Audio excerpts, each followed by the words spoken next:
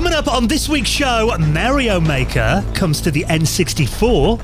Exciting news for point-and-click adventure fans. And we get some inside stories from Codemasters and Bullfrog with Mark Healey.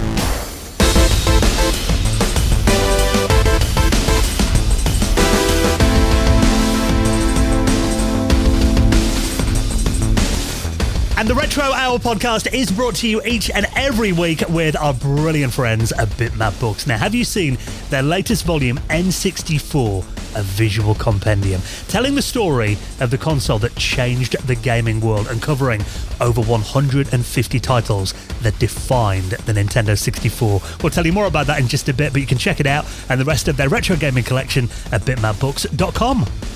And with our lovely mates at PCB Way. Now, if you're working on anything retro over the summer and maybe you need a custom PCB prototyping service, low cost, fast turnaround quality boards, they've got you covered. And they do services like 3D printing and injection molding. And of course, you know that PCB Way, huge supporters of the retro community, so you can get an instant quote on their website right now at pcbway.com. Hello and welcome to the Retro Hour podcast, episode number 430. Your weekly dose of retro gaming and technology news with me, Dan Wood. Me, Ravi Abbott. And me, Joe Fox. And a very warm welcome to the show. Of course, a podcast that every single week takes you on a nostalgic trip back to the golden age of video games, brings you up to speed on all the big happenings in the world of retro from over the last 7 days, and brings you veterans of the industry onto the podcast every week to tell us their story. And we've got an amazing guest who worked for some of the biggest gaming companies back in the day to talk to this week. We'll tell you more about him in just a moment. But before we do that, of course, summer in full swing. Even had a little bit of sunshine here in the UK for the last couple of days. Not to jinx things too much. Rain, yeah, lots of rain coming over the next week, I think. But that does mean that we're getting literally just days away from some of these huge events. I think we're about, 30 days away from one of the biggest events that's going to be happening in the UK. Kickstart is coming up, your huge Amiga show at the end of next month. Yeah, it's coming up, and tickets are selling fast. I think probably have about 20 tickets left. Wow. For Saturday, and that's going to be absolutely ramo as well. And the after party, we're hitting about 200 already for that. So that's going to be a lot busier than last time. And if you don't know what it is, it's a UK Amiga show. Can you believe it? And it's on the 29th to the 30th of June in Nottingham. We're going to be having some amazing speakers there as well. Tony Warrener, Stu Cambridge, DJ Hoffman's going to be there as well. And he's going to be performing at that after party alongside Pete Cannon, our friend from Rare as well, David Wise, and many other artists. There's going to be loads of traders. Interestingly, we just had some traders coming from Poland and France as well. So nice. Starting to get some of the international traders there. So check it out at amigashow.com. I'm really excited about this, and it gets scarier and scarier as it gets closer and closer. But I've been having a lot of meetings with people and stuff, and I think it's going to be bigger than ever, this one. I was going to say, you sound a bit calmer than you did this time last year. Do you think 'cause you've done one before, it's a bit like you kind of know what you're doing now? Yeah. I've kind of broken the seal on it, but also I'm embracing delegation this year. So, getting a lot more people involved because it's scaled up a lot. Yeah, so this is Ravi's massive Amiga event happening at the end of next month in Nottingham. Joe and I will be there as well. I think Joe's going to be selling a load of his stuff off on your Mega Drives. Yeah, that's it. Might be some Amiga stuff there if I manage to clean out my cupboard in time. Might even have a few copies of our book for sale there as well. We often get people asking about that. So if you want to get your tickets for that, and like you said, that massive after party as well, that's going to be happening at the Saltbox Bar in the middle of Nottingham. So that's going to be going on till the early hours on Saturday night. So if you'd like to join us for that, great weekend of Amigas and bit of drinking as well, I'm sure. That's coming up, Kickstart 02. Tickets for that, amigashow.com. And then in August, you and I, Ravi, heading out to Norway, to Sandefjord for Retro Messer's 10th anniversary. We love this show, don't we? Oh, yeah. Norwegian show is just amazing, and everybody speaks perfect English as well. It's absolutely we're so amazing. lazy when we go abroad, aren't we? We're like really are spoiled. Well, I tell you, Kev Bayliss is coming along, and he's actually been learning Norwegian for a couple of years now. Kev Bayliss from Rare, yeah. Yeah, so he's absolutely in there. I don't know if he's going to be doing his panel in Norwegian as well, but this is retromessa.no is a website, and it's on the 17th and 18th of August. And, it's great because we have a lot of Scandinavian listeners that come over and see us there and have a chat. And, like, just the vibe of that show is just fantastic. And, seeing what the crew's done there and created this absolutely amazing show over 10 years is bonkers. And the guests that they get as well. Yeah. Wow. Which we're working on at the moment. Still, talks are still ongoing. But I'm sure we're going to have some amazing panels that you and I will be hosting up there on the stage at Retro Messe. And of course, they have that massive traders area there as well. It's always such a lovely crowd, isn't it, when you come out to Norway? So if you can make it, if you're in that area, or even like we said before, it's only like a couple of hour flight from the UK, not far at all. So if you want to come over, happening on the 17th and 18th of August at Sandefjord in Norway, Retro Messe's 10th anniversary. Tickets for all these events we will link up in the show notes as well. Now, we did mention that we have got an amazing guest on the podcast this week. I think we've been on a bit of a roll with guests recently. I mean, I love every guest that we've had on this show, but we've had some massive names on over the last couple of months. And that continues today, as we're going to be talking to a bit of a Bullfrog legend. Mark Healey is going to be joining us on the podcast this week.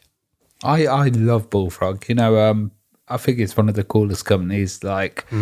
Just so many of their titles were massively successful, and it's great to get Mark on as well because Mark was doing art at Bullfrog, and he was involved with a lot of these huge franchises.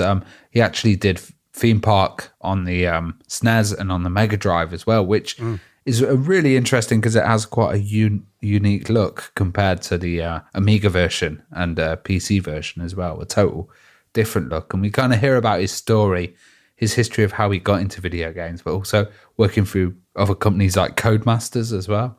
And I know that really, obviously Mark worked on huge games. You mentioned Theme Park. He worked on Magic Carpet as well. But really, I think the thing you were most excited to talk to him about was Fun School. I love Fun School. Fun School is crazy. 650,000. Explain what Fun School was for people that don't remember. Fun School was like a Europress kind of game that was created as edutainment. It was actually one of my first gaming experience. My dad was like, right, I'm getting you a computer game, and I was like, oh, this is going to be some killer kind of game, really violent. And then he was like, it's Fun School. So click on the frog and make it talk. But I absolutely loved it. It was fun, interactive stuff, and it was Fun School. It's Fun School. Yeah. So it's interesting to hear about that. So I remember getting a demo of that on a magazine cover disc. And I thought as edutainment goes, it was very good. And I think you found out it sold over like 1 million copies in the end, that series. Yeah. By the end, I think it's 1.5 million, which is absolutely mental. And, Mark also worked on Dungeon Keeper as well, which is an absolutely huge game, of black and white as well. Ragdoll Kung Fu, and Little Big Planet as well. So absolutely extensive, fantastic career. Yeah, and actually he's gone back into a Commodore 64 development over the last couple of years as well. So we hear about that. Around to the beginning, yeah. It really does. He's such an interesting guy. So we're going to be hearing from Mark Healey, stories of Codemasters, Bullfrog, Lionhead, lots more as well. He's coming up on the show in around half an hour from now. Before that though, boys, you ready for some news? Absolutely. Always. In another busy week. Oh, well, it does feel like, we were saying this last week, Joe, that it feels like the N64 scene, we just can't cover all the news. It's so vibrant right now. I don't know what it is. I don't know if it's just the websites I go to, the forums I'm in, the pages I follow. But there has been so much going on with the N64 at the moment. Obviously, the tool last week, the decompiling tool last week, which is absolutely amazing. But this has blown my mind as well this week. This is Mario Builder 64. So to set the scene, obviously there was Mario Maker for the Wii U and then Mario Maker 2 for the Switch. Yeah. Which, I really enjoyed those games. I enjoyed more the making the levels than, with my wife and just having a laugh. Like one of us would hide out in the other room while the other made the level, and then we'd come in and play it. Did you make them brutal as well? Like put some nasty surprises in there? We would try to. And obviously you make your own Mario levels on there based on the original like NES Mario's and Super Mario World. It was all 2D, wasn't it? Yeah. Yeah, it was all 2D, and then the all new Super Mario was like the Wii versions and stuff. And, in my mind, I do remember thinking at the time, like, wouldn't it be amazing if you could do the N64 graphics or Mario Sunshine, even if it was, just side-along 2D. And, that hasn't been made. So these modders, these hackers, have made it for us with Mario Builder 64. So this is another toolbox that kind of lets you fulfill that dream. And this we'd covered this before as like a proof of concept, I think, but now it's the actual like release. The actual tool, the actual release. Yes, it's been developed by Rovertronic and Arthur Tilley. And what's really cool about this, so it looks fantastic. Like it's Mario 64, it's all the assets and, sprites and graphics from Mario 64. And they've made it really simple. So you can just kind of like pick up and play it and just start making your own Mario 64 levels within, like the kind of the map. And I can't describe how awesome this is. Like it's literally got all the different levels from Mario 64. So if you want the water level, the snow level, Princess Peach's castle, the lava levels, the desert levels, you literally just flick through what level you want. And then you can put all the assets in there. You can put Bowser in there. You can put the bombs in there. The world is your oyster, and you can make it as simple or as advanced as you want. And what I find really interesting about this ROM is all you do is you patch a copy of the original game with this hack that you download, and then you just play it within the ROM.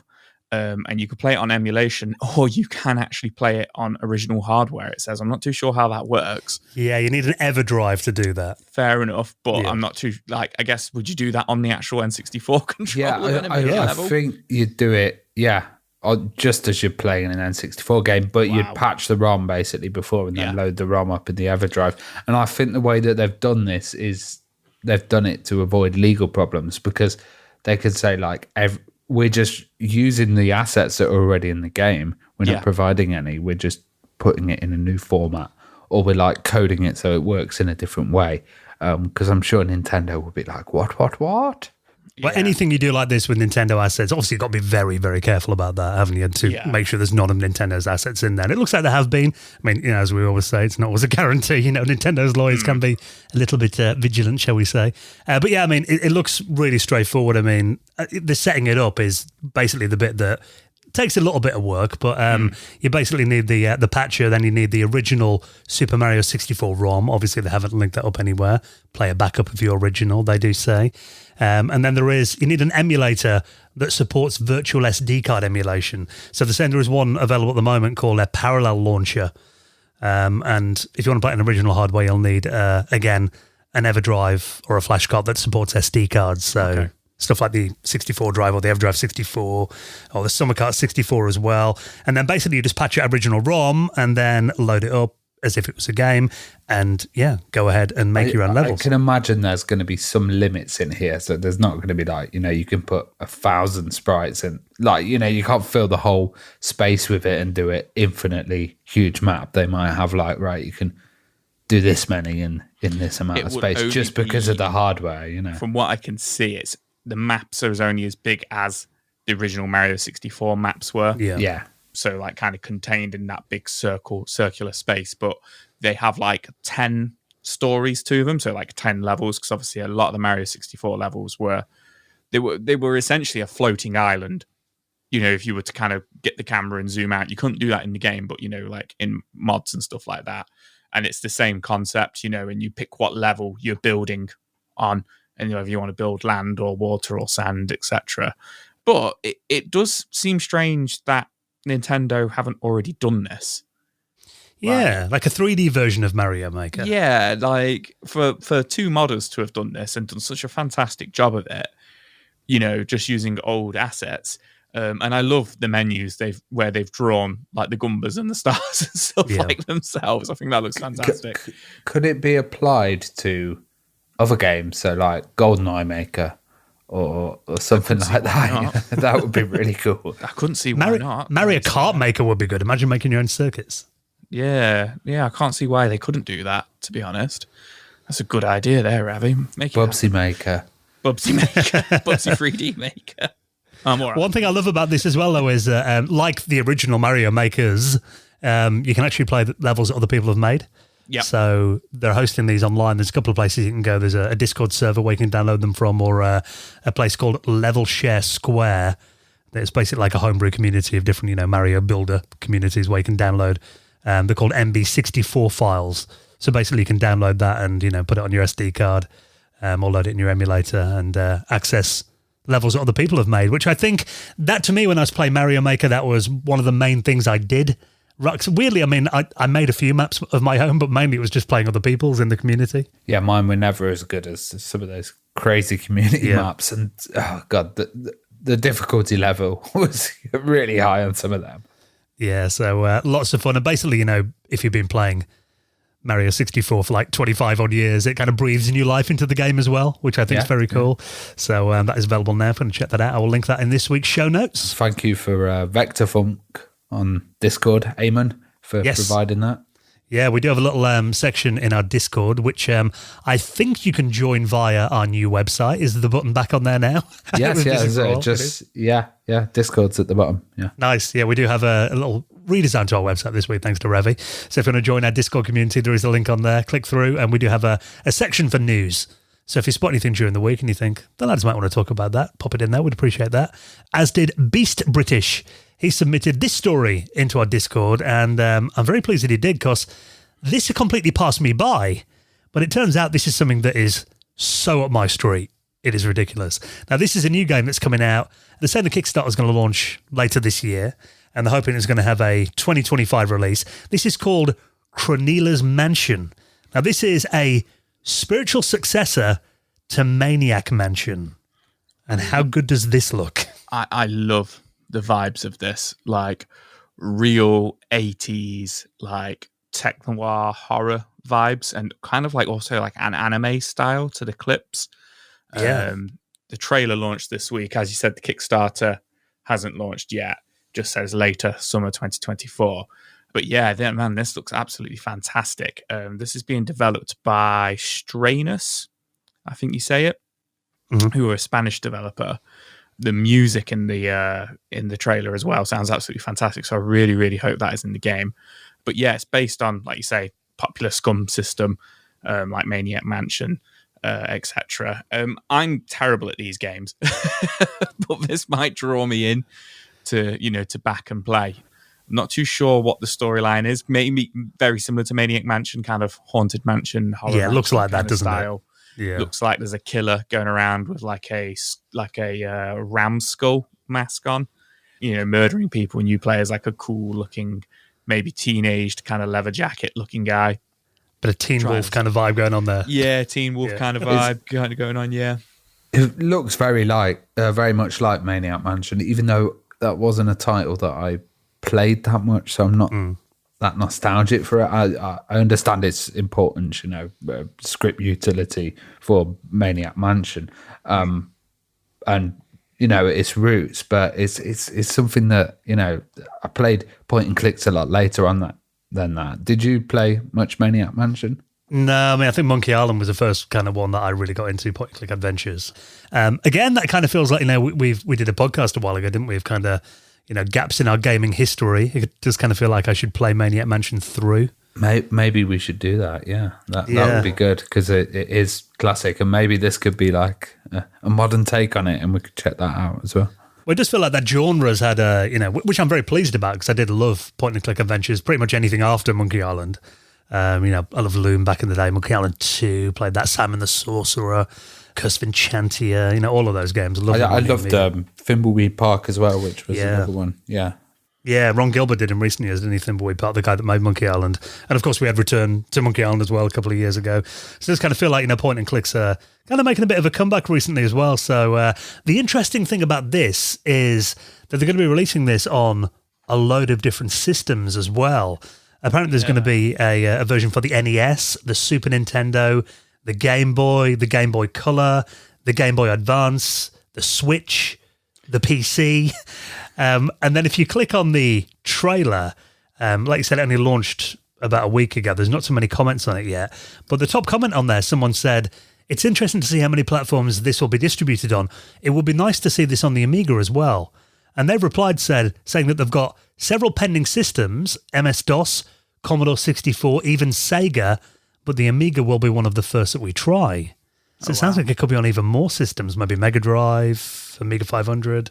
So, I guess, if it's kind of built on that basis of that engine, it might be easy to port. Apart from the FMVs, you know. Yeah, I'm assuming they will do, like, for the Kickstarter, the first tier, if they're successful, would be PC and Switch, by the looks of things, and then it will be after that, you know, Super Nintendo and Game Boy Advance. I can't imagine they're too massively different, and then it'd be, you know, NES and Game Boy perhaps afterwards. Hopefully stretch goals to kind of get it on those. Yeah, I imagine there'll be stretch goals, but then it might be interesting to see, if they then do an Amiga version and a Mega Drive version and stuff like that. But yeah, this looks wicked. I'm really looking forward to the launch of this. Yeah, so I'm going to check out the trailer. Like we said, Kickstarter, no date yet on when it's going to be launching, but obviously it's something we'll be keeping an eye on. So if you want to get hyped for it like we are, I'll link up the trailer in this week's show notes as well. Now, talking of exciting new games, and this one really stepping up the horror. This looks right up your street, this one, Joe. This is a game called The Glass Staircase. So this is a game that was released on Steam in 2019, and it's now being ported to Switch, Xbox, and PlayStation. And this comes from Puppet Combo, who I've mentioned before on the show. And they are a indie developer who is actually a one-man army, Ben Kakuza, who is a huge fan of Italian 80s horror films, like slasher films, like Zombie, and I'm trying to think of some other ones right now, but, you know, in that kind of vein. And he's made quite a lot of games, just to, you know, kind of name a few, kind of get you the idea, but like Meat Cleaver, Mutilation, Nun Massacre, etc. Very, very, very over-the-top 80s style horror games, but they play mostly kind of like classic PS1 style first-person horror games, or in this case, survival horror, Resident Evil / kind of Silent Hill games. And this is getting ported on the 24th of May, so it'll be out now. What's interesting about these games, which might be good for you, Dan, is they're usually about £10 and they're only about an hour and a half long, because it's kind of like a film you would play. So very You don't need hours then to think into them. You don't need hours and hours and hours to put into them. They are scary games. They tend to be. And not for Ravi then. Looks just as scary. Just looking at this trailer, I was just like, no. Just as scary and atmospheric as usual. But by the looks of this, in this one, you play as a young lady who is exploring an abandoned mansion, which is full of creepy crawlies, monsters, zombies, etc. And you're trying to uncover a mystery, as you usually are in these kind of games. But the style is definitely that kind of early PS2 style in this one, very reminiscent of Silent Hill 2, foggy, rainy, scary, running around with your double barrel shotgun and your rifle, item management, solving puzzles. So absolutely right up my street, and anybody who's into those kind of early survival horror games, you know, mid to late 90s, early 2000s ones, definitely go check this out and some of the other works by Puppet Combo. But get them while you can, because sometimes they get taken down from Xbox. Right. They've been too gory. A bit too gory. Xbox can't handle it. Yeah. You know what? Those PS2 style graphics, I think they make it creepier, if anything. Yeah. Oh, yeah. 100%. Yeah, definitely. 100%. Like, I usually play these with my wife, and she says it's hilarious watching me play games like this, because I'm literally like, ooh. Yeah. Sat there playing it. Yeah, so it looks loads of fun. That, like you said, available today at the time this episode comes out on Friday 24th. So I will link that up if you want to check it out in this week's show notes too, like all the rest of the stories. Now, we're going to be chatting to Mark Healey, our special guest, in just a moment. Before we do that, should we just take a quick second to welcome in some new patrons who joined us this week? Because, of course, we do have a patron that does support this podcast. And we've had this for about, 3 or 4 years now? And it's made such a big difference to this show and the community. I mean, not just financially, obviously it helps us keep the lights on, but the community that we've built up around this podcast, I think, is just really special. Yeah, absolutely. I mean, even to a point where I've now made, like what I'd like to say, close friends, people messaging me today about stuff they've seen from across the world and just having a general chat about like how we are and stuff like that. And, just to know that these people, it all came from just listening to our podcast and then just, supporting us and stuff like that. It is the community that's come out of it. And I'm not going to sit here and say it's a community that us three have built. It's a community that the backers and the fans have built. Yeah. And then we're just a part of that, if that makes sense. I just absolutely love it. Yeah, and we're going to be doing our monthly Patrons Hangout this coming Sunday evening. So we do that last Sunday of the month. So that's going to be happening 8 p.m.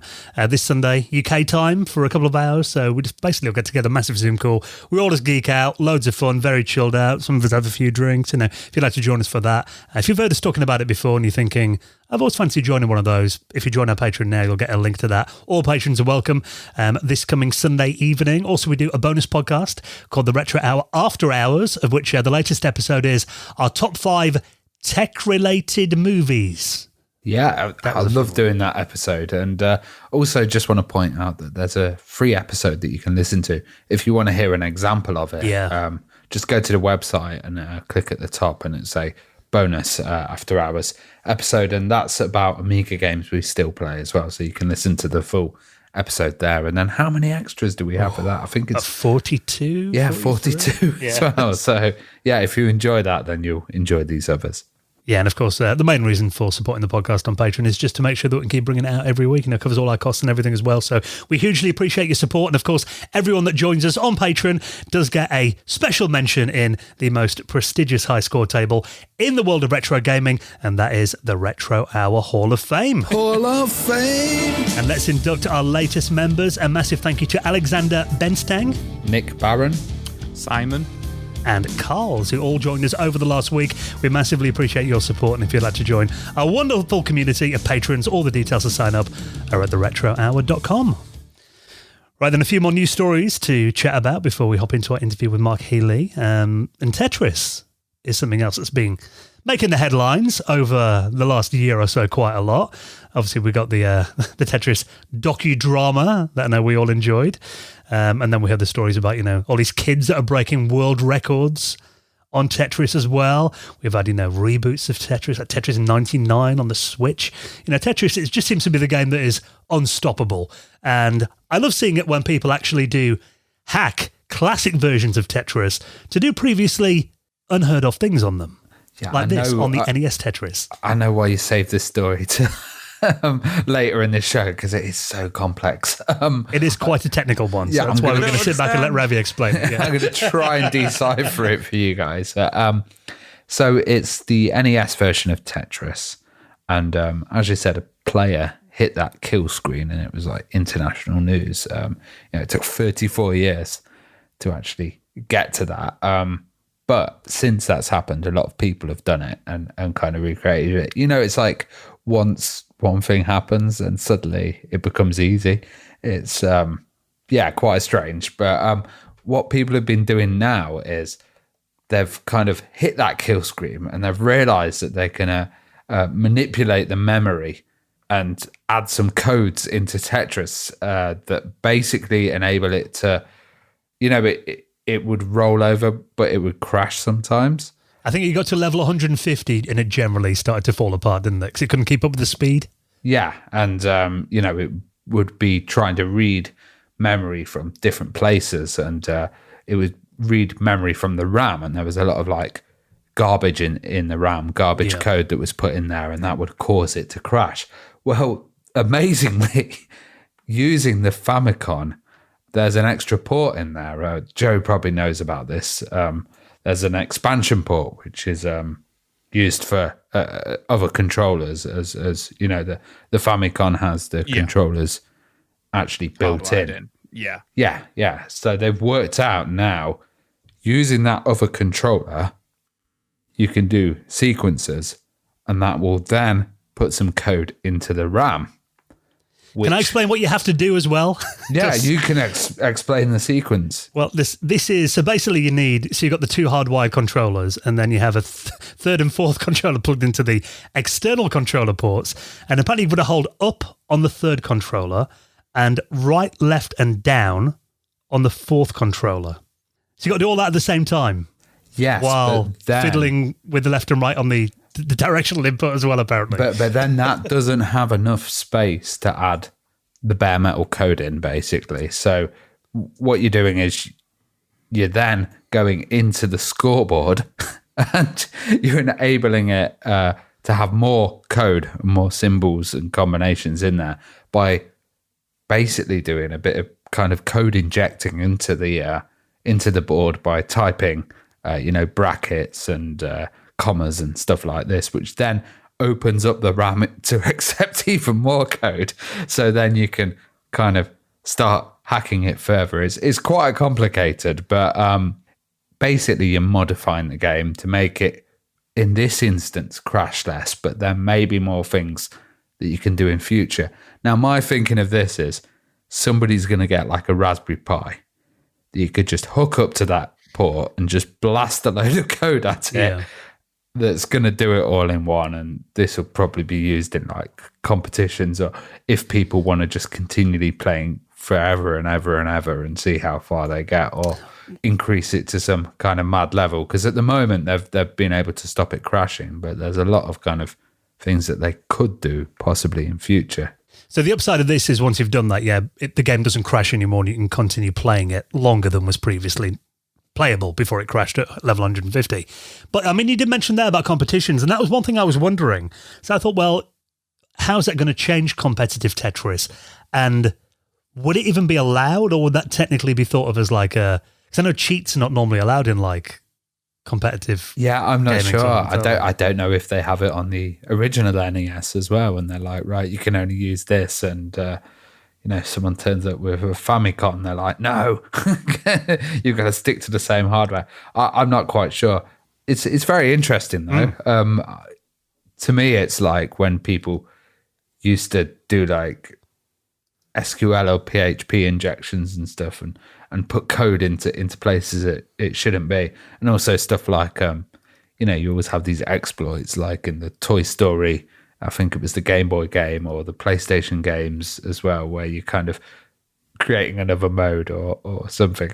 I always love these kind of weird hack stories, but this one's definitely complicated. I still know how the hell someone figured this out. Yeah, that's it. And if any game, it's going to be Tetris, isn't it? That people look into this deeply.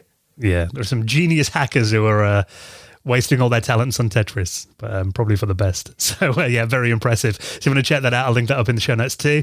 And just one more story for everybody else. Patrons get a few extra ones because we do that every week on the show. But for everyone else, let's talk about this. Ever fancy playing with a classic Mac, Joe? Not really. Because Ravi was going to buy you one. Right. I've got to get Joe into the cult of Mac. Oh, okay. I mean, I can't even think of any games. Have you even played with a modern Mac? No. You're Macless.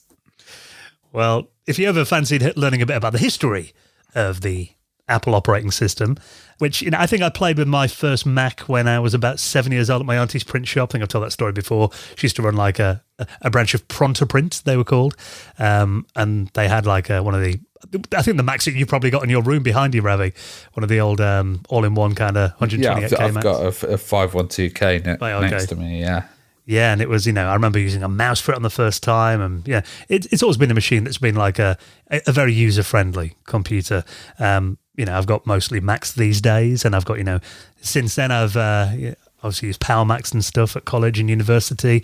So, I've enjoyed the Mac operating system, but there was definitely a period of Mac OS that I missed. Well, I'd say particularly the 90s. I didn't use many Mac computers in the 90s.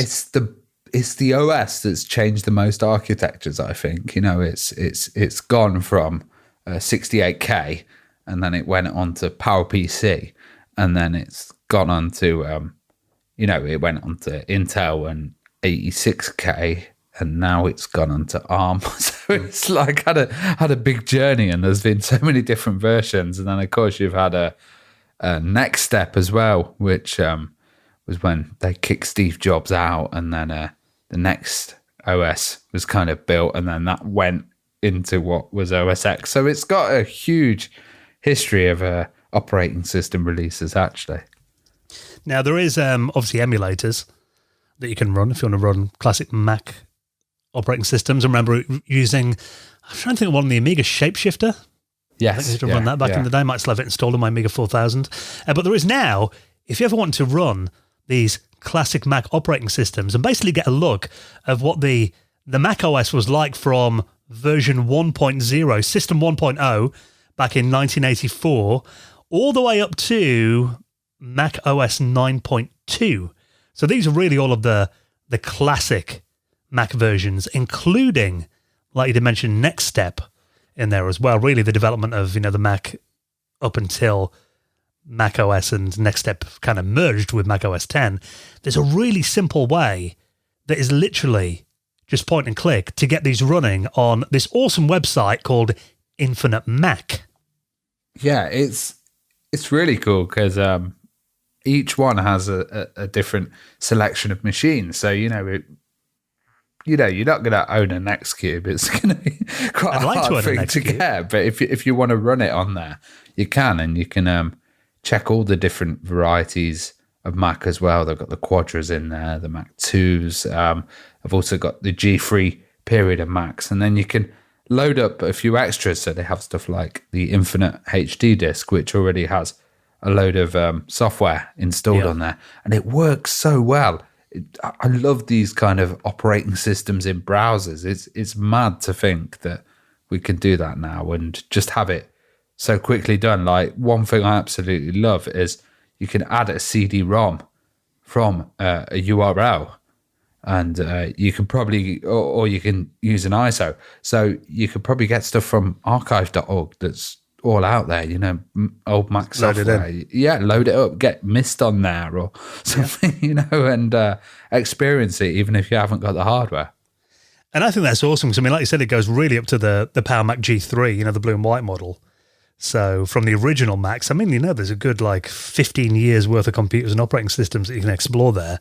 And having that facility to be able to insert a virtual disk or CD-ROM image from a URL, you could, have a Google Drive folder full of them, I imagine. Have Premiere on there and then do some video editing in your browser. I doubt that's possible, but I'm going to wait for Action Retro to make that video now. Yeah, that's it. I edited this video in a browser. So I we've talked before. We've done a whole episodes about the Mac, and like you said, the history of gaming on the Mac. Stuff like Myst, Halo, SimCity, obviously great versions of that on the Mac back in the day. Prince of Persia, I remember that being a really good version. Oh, yes. On the classic Mac. It's just a really interesting and very accessible way to play around with these classic operating systems and applications without having to fork out for straight hardware. away, I've just opened it and it's got Another World, Prince of Persia, Shufflebot Cafe, SimCity 2000. So you can just play all of those, which is just awesome. Can we wind this podcast up so I can go play? Yep. So if you want to check that out, a great little website called infinitemac.org, which I'll link in the show notes as well. Now we're going to be talking to this week's special guest, Mark Healey, stories from Codemasters, Bullfrog, Lionhead Studios, all of that coming up. For patrons, we're going to be talking about a weird new version of Castlevania that might not be what you expect. And also the latest mini console / computer, which is a bit of a weird one because every week on the podcast, we chop the adverts out for our patrons, so we don't want to give you a shorter podcast. Instead, you get an extra 10, 15 minutes of news. For everybody else, let's take a second to give a big thank you to this week's sponsor and our longest-running sponsor here on the Retro Hour podcast, into our 6th year now working with Sam and the wonderful team at Bitmap Books, and they just go from strength to strength. And I think they've timed this one very well, because we were talking a moment ago, Joe, about how active the N64 scene is right now. And if you're a fan of the Nintendo 64, this new book from Bitmap Books, N64, A Visual Compendium, I think is the ultimate love letter to that system. Oh, man, absolutely. I grew up with the N64. It was one of our primary consoles, and I absolutely loved it. And this book really, really captures what the N64 did for the video game industry. It was one of the pioneers for 3D gaming, and just, what happened. It was the bridge kind of from that 2D to what we've got now for me. along with the PlayStation, but there were such fantastic games on the N64, and it was about 250 games there. Well, this book includes over 150 of them, so almost 2/3 of the games which were on the N64 are actually featured in this compendium as well. And every single one of them actually has an introduction as well, which is either written by an industry expert or somebody who was actually involved in the game, such as the guys from Rare, which is absolutely fantastic. Yeah, and the thing about Bitmap Books is the high quality. If you haven't seen one of their books before, it's hard to describe on a podcast, isn't it? But they just leap off the page. They're gorgeous images, the highest standards of design and production. And this book is massive as well, 436 pages. Wow. Gorgeous photography. Check out all the hardware and the games in all their glory. So if you love the N64, you've got to get involved in this. N64, a visual compendium. You can check it out and check out the rest of their books as well. Obviously, it really helps out the podcast, supporting our sponsors. And like we said, Bitmap Books has been our longest running supporter, so we really appreciate that. You can check out their website at bitmapbooks.com. Okay, then, well, thank you for checking out the news this week. Of course, I'll have more for you on next Friday's show. Reminder, patrons hang out on Sunday. Hopefully, we'll see you there. And next, we have got an amazing guest, getting stories of companies like Codemasters, Bullfrog, talking about classic games like Magic Carpet, lots more as well, with our special guest, Mark Healey, is next on the Retro Hour podcast. You're listening to the Retro Hour podcast, and it's time to welcome on this week's very special guest. And this week, someone who has been involved in the games industry since 1988 and worked for some incredible companies, including Codemasters back in the day, the amazing Bullfrog, working on titles like Magic Carpet and Dungeon Keeper, and then went on to join Peter Molyneux at Lionhead as well, and much more, which I'm sure we'll get into over the next hour or so with our guest this week, Mark Healey. Welcome to the show. Thank you very much, and hello. Yeah, thank you so much for taking the time to hopefully do some reminiscing with us. I know we were talking before we recorded there that it was it's getting on in the years now, isn't it? It's gone scarily fast, I imagine. Yeah, I mean, I do love talking about this stuff. I'm just hoping that I can actually remember something because, like I say, my brain has got a few cobwebs in there that need a bit of a cleanse, but yeah, I'm looking forward to this. Fantastic. Hopefully we can bring some memories back, hopefully. Yeah. But I mean, let's go way back to the beginning and, start basically at day one. I mean, we always like to find out with our guests kind of what got you the bug for gaming and computers, if you like. So do you remember kind of your first gaming experience? What got you interested? Well, yeah. So actually, this is kind of burnt into my brain, actually. I do remember the very first kind of computer game that I ever saw was at a great auntie's house who I'd never really been to before. It was this kind of big, spooky house full of scary cabinets, full of creepy dolls and things like this. And I was probably about 10 or 11 years old, I think. And they had a son who was a lot older than me. So I don't know if he was my uncle or something like that. And he basically had an Atari 2600 console sitting in the corner of the room. And the very first thing I remember was like, I saw him sitting there, in front of the television, and there was a little box under his desk that said joystick on it. And I remember thinking, that sounds a bit rude. And I sort of was like conscious of not to ask about that. I didn't really want, in case I was embarrassing. But the thing that he was playing, which might make you laugh because it's probably one of the worst games in history, was E.T. Oh, wow. And I was just fascinated by how he was controlling the character on the TV, and he kind of explained to me what was going on. I did try playing the game, couldn't work out what the hell was going on, but that kind of got me intrigued, really. And then my next encounter after that was actually my stepfather had brought home a console, which he'd won in a card game with his friends or something. And it was I think it was a Binatone, however you pronounce it, this kind of weird orangey plastic thing. Like a Pong clone thing. Yeah, it had like variations of Pong on it that were called soccer and this kind of thing. But it also had this kind of stunt bike game where you could use the dial to control the speed of the bike and you had to jump over these buses or whatever. So that was really cool, but that only lasted a few weeks because he lost it again in gambling at cards, I think. So that was quite annoying. But then I suppose the thing that really got me properly intrigued was going to a friend's house, and he'd got a ZX81 when they first sort of came about. And I was fascinated by how he was loading the games from cassette. And I kind of assumed that the game would last as long as the cassette could play, like a music tape. Mm. And, he laughed at that, and it sort of explained to me how it was actually loading something into memory, and more importantly, how you can actually write your own programs and store them on cassette. And that really got me fascinated because I'm like, well, that means I could do that, And I really started dreaming about making my own games, and just that idea that you could make things interactive and things move on the television, that felt like magic to me. Yeah. Couldn't really stop thinking about it. So yeah, I'd say that was the thing that really got me intrigued. And then probably around that time, I remember playing like Donkey Kong arcade machine my stepdad would take us to the working man's club at the weekend where they had one of those. I never had enough coins to actually play it. I'd probably get one go and lose it straight away, but I used to sit there and watch other people. And yeah, I don't know. It was really fascinated by the whole phenomenon, really. I love that kind of idea of, winning a computer in a card game. And, we've had so many people on the podcast that have said, oh, my dad just bought a machine that he bought in the pub home or something like that. Oh, yeah, I was gutted when it went. It just disappeared one day. And he was like, oh, yeah, sorry, I lost it. When did you get your first serious system at home then, and what machine was it? That was a Commodore 64. So that must have been Christmas 1984, I guess, something like that. I think I was about 14 years old, and it was supposed to be a present for the family, but obviously I just completely hogged it basically.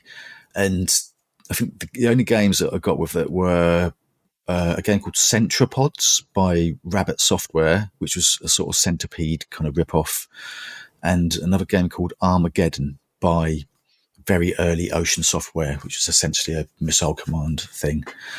And we used to sit around in the evening with my stepdad and his mates all like competing against each other for high scores, and I just got such fond memories of that time. But what really interested me more than playing games, and still does, to be honest with you, was the idea that I could make my own games, and that was a concept. And I remember at school going around telling all my mates how I was going to make a very rude version of Space Invaders just because I could, which I never actually got around to, by the way, as I couldn't actually program straight away. But I was just so hooked. And then for my birthday, which was just like a few months later, I got a copy of this thing called Learn to Code with Gore-Tex and the Microchips, I think it was called. And I devoured that straight away, and I was hooked, really. And I started writing little games in BASIC just for my sisters to play. I think the first one I did was called Ghoul. I called it Ghoul Busters because I think Ghostbusters had come out. And, I basically sort of did a little rip-off of just the bit where you catch the ghost sort of thing. Got my sisters to play that. And then I made a text adventure game called Agrophobia, which was really crude and rude, actually. But that was the first game that I actually duplicated some cassettes and photocopied the inlays and sold those at school to some of my mates. I sold like 3 copies, I think, for a couple of quid each. Nice. And I just felt like a real lord. So yeah, that was a fantastic time, really. And then I think the last game that I made in BASIC around that time was a rip-off of Way of the Exploding Fist, which had come out, which was, at the time was like, wow, this is amazing. So I did a game called Way of the Imploding Foot, again, written in BASIC. And it was then that I realized that, right, okay, I'm going to have to learn machine code essentially, because you can't make fast arcade games in BASIC. So, I started getting into that, really. And that was when I really, really got into it. How were you kind of learning machine code then? Were you like typing in out of magazines, or did you? So there was a lot of, because you used to get a lot of the listings, didn't you, in magazines that you could type in, but you couldn't really learn machine code from that because it was just like it was actually all like a basic listing with a couple of lines to read in the data statements, and then 1,000 lines of data statements. So they were just numbers. No, I was aware of the concept of machine code. And I was a bit naughty, actually, because there was this shop in the town called Everybody's Hobbies that sold computers and various other sort of, model making, craft, things like that. And there was a book in there, I forget exactly what it was called, but it was basically learn machine code for the Commodore 64. And it was too expensive. I couldn't afford to buy it. So I did the thing of I took a sticker of something that was much cheaper and kind of put it on the book. Right. And went up to the counter and I got it for 2 quid instead of 15 quid or something like this. And that book, I sort of went through that and I just sort of thought, wow, I get it. I understand it. And I was just worked through that. And that was it, really. I mean, there was no internet back then. So obviously it was just a case of learning from there, really. And I just sort of, had a go, started making lots of little demos. I must have started about 30 different games and never finished them. You get another idea halfway through or whatever. But yeah, slowly, just through trial and error and just determination, sort of learn the basics, really, of how to do machine code and all that. Well, you were into art as well, and you went to art college. Were there like many influences at the time that you were kind of trying to emulate? Yeah, so I remember when I went to art college for my interview, they asked me, what are you into? What do you want to do? And I said, I love making computer games. I want to be a computer game artist, really. And they kind of politely laughed at me, really, because, it wasn't seen as a serious career back then. It was more of a cottage industry, I suppose, or at least in their eyes anyway. But, I still managed to get into the industry. And actually, I do remember them mentioning in the interview, they were like, oh, there was that guy who was here a few years ago or a year ago. He ended up doing games, and his name was Dan Malone. And he'd gone to the same art college as me, and I think he ended up doing a bunch of stuff for Palace, didn't he? Like Sacred Armour of Antiriad and all that sort of stuff. And I remember him being a really good artist on the Commodore 64 as well, actually. So I was just like, oh, that's really exciting. I'm following in the footsteps of someone amazing. So I guess you could say he was like a bit of an inspiration in that way. Did you submit any like digital art to them at all? No. It was all just a bunch of stuff that I'd thrown together quickly to make a portfolio. One of them was probably a logo for my fledgling software company at the time. Sprite Software, I think I called myself. And probably I showed them the inlay covers from my cassette games that I'd made. But no, they were more interested. The thing that convinced them that I was worthy of going on the course was the fact that I had bought my own set of colouring pencils, these very flash ones that you could mix with water. And I think that sort of made them feel that, oh, well, he is actually into art, so yeah, let's give him a chance. Because I had to actually lie about my qualifications. You needed like 4 O-levels, I think it was, to get on the course, and I only had 3, so I just kind of lied about that. Nobody checked. Nobody checked, really. It wasn't all on computers and everything back then. They just sort of took your word for it, really. Thankfully. Well, I did hear a story, and I'm sure you'll tell me whether it's true or not, that a Commodore disk drive was the reason that you left college. Yeah, it literally was. So the course that I went to do was a 2-year diploma in graphic art and design, I think it was. So you're doing things like photography, typesetting, technical drawing, all this kind of stuff. And because I sort of came from a not very wealthy background, I would get a grant from the government to pay for my equipment. And the first year that was fine. I used it to buy paper and the various implements that I needed. But for the second year, I got the grant, and by this time I'm really getting into the games. But I was doing everything off cassette, and it was really annoying, like compiling games on cassette, and that was just so slow. So I just went and blew it all in one go on a disk drive for my computer, and then I left because I obviously didn't have any money to actually buy the equipment and paper and pens that I needed for the course. So yeah, that was literally why I left. And then I got put onto a YTS scheme. I don't know if you remember those, but oh yes, I think that helped spawn a lot of the game industry in the UK. Actually, the YTS scheme. Yeah, I mean that was at the time we thought it was atrocious. That we was like, why can't I just go and sign on? Just let me get some money. Like, no, you've got to go and do this thing, otherwise we're not going to give you any money at all. We used to call it your Thatcher's slave. That's what I remember YTS meaning or something. But so I got put on this kind of business programming course essentially, and the thing is I was years ahead of the teacher, really. They'd give us an assignment to write like a little database or something, and it was supposed to take 2 weeks, and I would do it in a couple of hours, and I would add lots of little coloured scrolling messages and all this kind of stuff. And because I'd finish it too soon, I'd start becoming quite disruptive and cause a little bit of trouble. I remember I wrote a what do they call it, the random cheek generator, which was basically sort of like a database where you could put in lots of different words, and it would throw out these sort of strings of insults. And I remember printing off like sheets of it, and everyone in the class was secretly reading them and laughing out loud. So I got into quite a bit of trouble for that. But actually it ended up being really good, being on that course, because the teacher despite the fact that I managed to annoy her a lot, she was doing some other night class or something at college, and someone that was on that class, her boyfriend was making Spectrum games for Codemasters. Right. And she was, she got him in basically to come and meet me. And I brought my Commodore 64 into the place where we were doing all the YTS and showed him a bunch of demos that I'd been doing. And he was impressed enough to sort of say, well, I'll put a word in for you at Codemasters. And I basically ended up driving up with him to meet David Darling a few weeks later. And I was, obviously very excited because I was like, God, I'm actually going to meet someone that's in the industry. And obviously the Darling brothers at the time seemed like the kind of proteges of the gaming industry in some ways. Rock stars, weren't they? Yeah. Well, yeah, exactly. And then I remember it dawned on me on the journey up there, I'm like, I'm supposed to probably pitch them a game idea. And I hadn't actually thought about anything.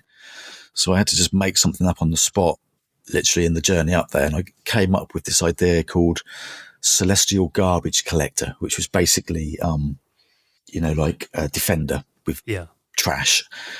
And I remember trying to pitch this to him, and I obviously hadn't practiced or anything. I just blurted out this sentence, waited for him to be like, wow, that's amazing. And he just kind of looked at me, and I could tell he just wasn't impressed at all. Right. And he was just like, well, why don't you just do a Commodore 64 version of Christian's game? He's the guy that I'd met. And he was making a Spectrum game called KGB Super Spy. So you can just do the Commodore 64 version of that. And I was just like, yes. A real contract to actually do something. And that was that, really. So I got that and, basically went home and programmed the Commodore 64 version of that, mostly laying on my front with my head looking up at the TV on the floor. Oh, wow. Ergonomics weren't a thing often back then, were they? Yeah, no, I mean, I didn't have my own TV for the computer. It was like sharing the family TV. So between Emmerdale and... Well, and Neighbours was the thing I remember. My sister would come home and we always wanted to watch Neighbours. Yeah, no one watched Emmerdale, Dad. No, just your mum. Yeah, if I hear the music of that to this day, it makes me feel really depressed. There's something about it that just reminds me of rainy days and I can't it's a bit melancholy. So that's awesome though. So KGB Super Spy, your first published game on the C64 from Codemasters. I mean, were you working much in the office then, or was it all kind of home based? I'm wondering kind of what the atmosphere was like at Codemasters during that era, because obviously they were flying really high then. Yeah, well, no, I literally did all of the game from home. So the only time I got to see their office really was that initial meeting when we went up to where was it? I think it was like Banbury or something like this, I seem to remember. And they sort of had, I think it was like a bit of a sort of farm kind of setup, but the coders all seemed to be in these porter cabins. So the David Darling's office that I went to was basically literally a porter cabin. So I went in there and I was just sort of starstruck really from the fact that I was sitting in this room with David Darling. And I remember his dad came in at one point, Jim, I think his name was, something like that. And he was essentially, it's like David Darling felt like he was the boss. And I remember his dad came in and David sort of palmed him off with some orders or whatever. And then they let me have a quick little look around some of the other cabins. So I met a guy called Gavin Rayburn, I think his name was. He was doing a bunch of Commodore games. And that was the first time I'd ever really seen a room full of people with computers doing stuff together. And I just loved it. That was heaven for me. But yeah, that was literally all I got to see of that, really. Everything else was from home. And then I'd occasionally have these phone calls with my producer. What was his name? Mark Bulldog, I think, something like that. And yeah, I'd have to sort of, back then, again, no internet. So you'd send in a copy of the game of where you'd got to. In a jiffy bag. In a jiffy bag, exactly. And then they'd get it and then they'd sort of do a little play test and find all the things that you hoped that no one would find, but that you knew were there, bugs and things. And actually a memory that stuck in my brain from that time actually was, because I'm still living at home with my mum, not earning any money at this point. The idea was that I'd get some money when the game was finished.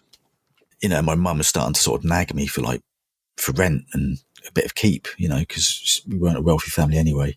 And I was like, when this game's finished, I'm going to get some money. So she's like, well, why can't I give you some money now? And I'm like, Mum, I've just got to finish the game.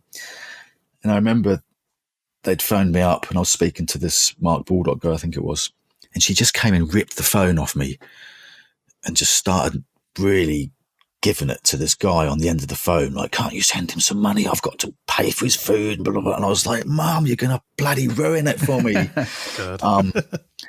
And they sent a check the next day, basically. They gave me an advance. So that was, good on your mum. Yeah, so good on her. But I remember at the time thinking, oh, this is it. They're just going to want me to go away now.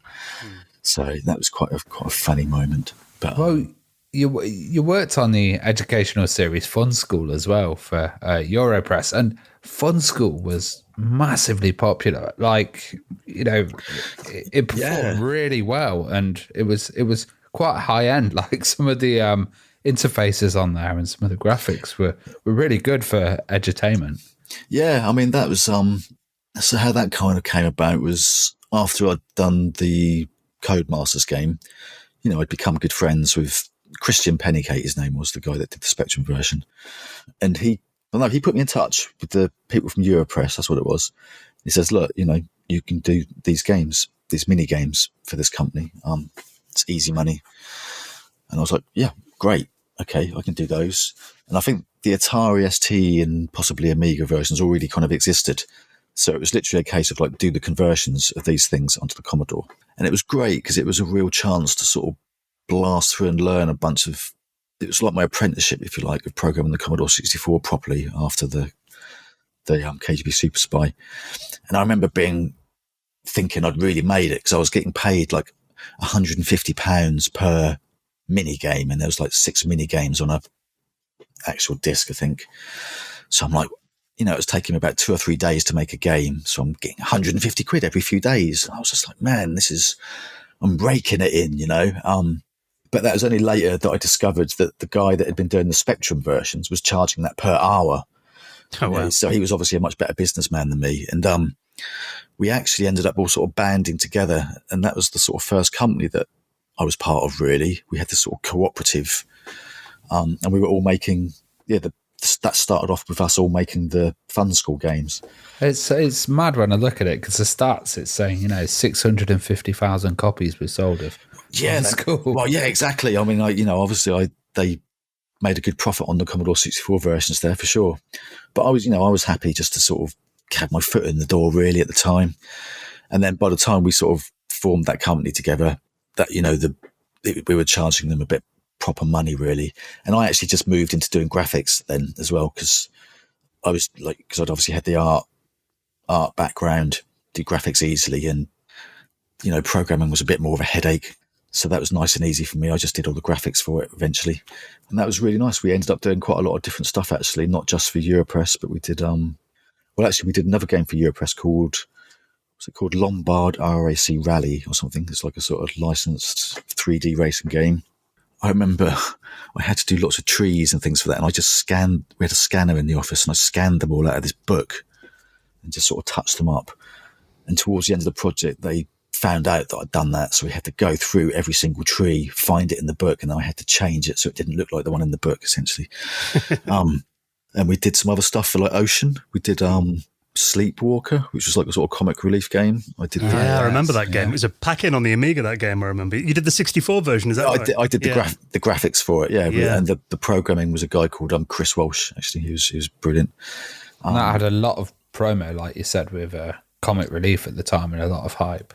Yeah, exactly. That's probably the first time I felt like I was working on quite a high-profile game, really.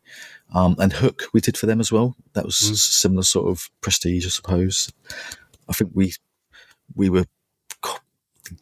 had the NES version of it or something, I think, and we were sort of like using that as our guide. But yeah, I ended up doing quite a bit of stuff there, really. But eventually they went bust, essentially. Just, I suppose, as it was kind of moving more to 16-bit, didn't really handle the transition to that. So we ended up just sort of going bust, and then I was back to being at home. But obviously I'd got a little bit of a experience behind me by then. And yeah, I signed up with a recruitment agency and ended up getting an interview to go to Bullfrog. I was going to ask that next. So tell us about first meeting Peter Molyneux then, and how did that lead you to joining Bullfrog? Yeah, so what actually happened was I got an interview at a company called Bits Interactive, which was just down the road from Argonaut Software, I think, but it was in London. And I remember I got this interview, but I was skint at the time. I couldn't even afford the train fare or anything. And there was actually this scheme that the Conservative government, although I was like, you know, my stepdad was a hardcore socialist, so Tories were like Satan incarnate, really. But they actually had this scheme called Travel to Interview Scheme, where like if you got an interview somewhere in the country, they would buy you a ticket so you could go to it. And I took advantage of that, which I thought was really good because that was essential to my story, really. So I got this interview, went to Bits Interactive, got a job there, was there for about 3 days. And then I got a phone call from someone pretending to be my girlfriend that was actually a recruitment lady. And she said, look, I've got you an interview at this place called Bullfrog. It's much better than where you are now. Are you interested? And I was like, actually, I was, because my circumstances at the time were pretty chaotic, which I won't go into. But I was like, if I do that, that'll give me a chance to sort of sort my life out in Ipswich a little bit, and then I can go and work at Bullfrog. Although I'd never heard of them myself. But they said this was round about the time that they'd been doing Populous and all that kind of stuff. So they were becoming quite famous on the Amiga and that, weren't they? And so I went to this interview at Bullfrog. And I didn't actually meet Peter straight away. I actually met their head of art guy called Paul McLaughlin, Irish dude, really nice dude. And I remember, you know, I brought along a disc to sort of show him my portfolio, and annoyingly brought along the wrong disc. Instead of bringing all the pictures that I had saved on this 3.5-inch disc, 3.25-inch disc, whatever it is, I brought a pirate copy of D-Paint instead. All right. I basically picked up the wrong disc. Luckily, on the reverse side of it, there was like one picture that I'd saved or something. And Paul was just such a nice guy. He just gave me the job anyway, just based on my experience, I think. But I sort of almost felt guilty that he'd given me the job. So I remember going back about a week later with my actual portfolio. I'm like, look, I really can do graphics. Like, here's my stuff. And he was like, yeah, man, whatever, you know. At least it wasn't a pirated version of a Bullfrog game. Yeah, Embarrassing. Yeah, exactly. So I got the job at Bullfrog, started there. And that was the first time I felt like I was at a real computer games company, if I'm honest, that, you know, I had a job and they gave me like a pension and I was getting a regular salary so I could commit to getting an apartment and all this kind of stuff. It was really exciting. And my first encounter with Peter, I think, was my first task when I got to Bullfrog, because they were just finishing up Theme Park on the PC. So there wasn't really much that needed doing, but I just did a font for them. I did this sort of bubbly font thing. And then Paul tasked me with doing all the SNES and Mega Drive graphics of the game. They were going to convert it to that. And yeah, and that was literally just me doing it. And I remember really getting stuck into that because it was actually, I'd never done any Mega Drive stuff before, but it was kind of similar to the Commodore 64 in that it was sort of based on, character graphics, like 8x8 blocks, essentially. So I did this little mock animation, if you like, of the sort of theme park in full swing with all these little characters walking around in this style. And I put it together really quick, like 3 or 4 days or something. And I just remember Peter coming into the office and sort of walking past and seeing that on my monitor, sort of pointed at it and laughed and thought, oh, that looks great. And I was like, oh, yes, I've managed to impress the boss. This is good stuff.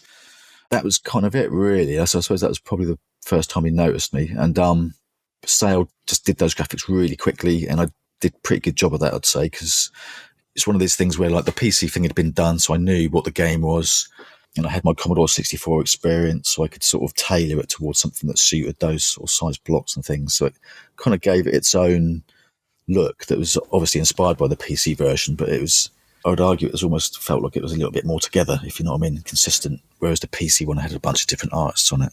Yeah, and it looked very console-y as well, and like the way the characters had changed and stuff. Did you kind of deliberately try to, if you're doing it for the Super Nintendo as well, kind of look at those systems and emulate that kind of style? Yeah, kind of. But to be honest with you, especially back then, a lot of the style was dictated by the constraints of the machine, really. The palettes and stuff like that. There's the palettes, but also like I was just saying, how all of the graphics were made out of these little 8x8 tiles, sort of like Commodore 64 style character graphics. So the characters, for example, the little people that walked around, were literally like their head was one of those and their body was another one. so that we could easily sort of mix and match the heads and the bodies and things. So it was more like their proportions were defined by the fact that they were made out of these 2 8x8 blocks. And a lot of the graphics as well, obviously you'd try and reuse the tiles to sort of save memory. And so that was really kind of what defined it. But yeah, in terms of having a sort of consistent, I made sure that everything had like a nice white highlight on it and all this kind of stuff. It made it sort of quite bright and cheery. So there was a conscious effort to make it its own thing. But yeah, no, it was more the constraints of the machine that defined it really. And were there also like considerations, the fact that you weren't using a mouse as a controller with, stuff like the interface design? Oh yeah, I mean, I wasn't involved with the programming at all. I was literally just doing the art, so I didn't really have to think about that. I was just like, I just want to make this look as pretty as possible, and I would mock up lots of animations for how the roller coaster would work and all this kind of stuff. And again, it was handy because the little people were made out of these 2 8x8 blocks. For the rides, it was easy. We just used the head on its own and would put those on the rides, and that sort of helped define all that really. But yeah, no, I didn't need to think about interface or design. I wasn't really. I was fully embraced I was in my artist mode at that point in time. So that was other people's problems to think about that stuff. Because I played Theme Park on the Amiga, but looking at the list of platforms that it came out on, I didn't realise quite how many systems it was released on. It was everything from the 3DO to the Jaguar to the Sega Saturn as well. So there's quite a lot of platforms, I guess, you guys had to cover. Yeah, that was. I think that was pretty much all handled in house as well, actually, as far as I remember. But yeah, I only worked on the Mega Drive and the SNES. That was essentially the same set of graphics for those, and it was just one other programmer that was doing it as well. So it was 2 people on each project there. Well, in 1994, Bullfrog released one of their most ambitious titles to date, of course, the mighty Magic Carpet. Oh yes. So. Tell us a bit about your memories of that then. Where did the idea of that come from, and what was the initial kind of plan for it? I think it was one of Peter's ideas. I'm assuming it was his initial idea, but the main programmer on it was a guy called Sean Cooper. So I'm sure he had, he was very instrumental in a lot of the ideas too. But and I'd say probably one of the biggest influences on that game was Glenn Corpez, really, and because he'd done he had the engine, essentially. He had this sort of like landscape that could kind of morph and you could fly over, and he had the sort of the fogging and all of that stuff going. And because polygons were quite a sort of novel thing at the time, they were only just sort of starting to really appear in games. And, he had textures on the polygons, which I think was quite revolutionary at the time. They weren't actually perspective ones, so you'd get this kind of weird warping or whatever. But, yeah, a lot of it came from that really, and the fact that you could morph the landscape. I guess a lot of the gameplay ideas came from that really, because you had to sort of grow the castles and they'd sort of pop out of the ground and all that kind of thing. But again, my involvement with that was just an artist really. I had the lead artist was a guy called Finn McGecky, mad Scottish tall dude, who I love a lot actually. We used to pretend to hate each other. He was Scottish, I was English. There used to be a bit of rivalry there, but it was all tongue in cheek. But he was really the main artist on that. And I just did some palm trees and a giant crab, I seem to remember. Right. But I wasn't really involved in the actual game. They'd go off and sort of have some meetings and come back and go, yeah, right, we've decided we need a giant crab. Mark, that's yours. And I would just get to it. And I was obsessed with, like, Finn would draw everything by hand, essentially. He was like quite old school artist like that. Whereas I was, I'd been embracing 3D Studio, which was quite new at the time. So I loved this idea of I would sort of actually build things, render them with a camera, and then sort of draw over them as though they were things, so I could get all the rotations and that correct without having to think about it and that sort of stuff. But at the time, the whole industry was moving 3D, wasn't it? So did you feel like you kind of had to make that change at that time and really embrace the 3D technology? No, not really. I think probably on the game side, maybe that's what they were thinking. But on the graphics side, no, it was pure laziness from my point of view. Right. As in, I'm like, well, if I've got to do a crab and I need to do it at 8 different rotations, instead of sort of like, being skillful and working out what things look like at different rotations, I can just make it in 3D and literally render it. And then I can just sort of draw over it and it will have the lighting and the correct proportions and everything done for me. So no, it was pure laziness, I'd say. I was talking to you before we started recording. I said that I played Magic Carpet again over the weekend, for the first time in quite a while. And I did notice, a few things in there that obviously were, technology of the time was, like you said, this whole 3D gaming. It was very new, polygons at the time. And there's quite a heavy use of fog in the game as well. I mean, was that just to kind of get the game running at a reasonable speed then? Were there kind of a lot of changes that happened to get it up to that frame rate that it needed to be? Yeah, I mean, obviously Glenn would be the person to speak to there. But I mean, my perception of it was that it looked bloody cool, Yeah. But obviously it also sort of, because there was, you were limited to how many polygons you could draw on the screen. I think Magic Carpet was probably pushing like 1,000, possibly 2,000 polygons, right, or something. But so obviously you couldn't draw infinitely into the distance, so you'd have to just cut it off at some point. So the fogging was a nice way of hiding that cut off, because it would just gradually blend out and all look intentional. So obviously that had the double whammy of looking very cool, but also meant we could not have to worry about drawing all this distance stuff. Now, I remember the way the palettes worked was quite clever, because, again, I think you were limited to 256 colours at the time. And Glenn had this sort of system where you'd choose like a palette of colours, and then it would automatically work out all the fogged versions of them and squeeze them into 256 colours and things.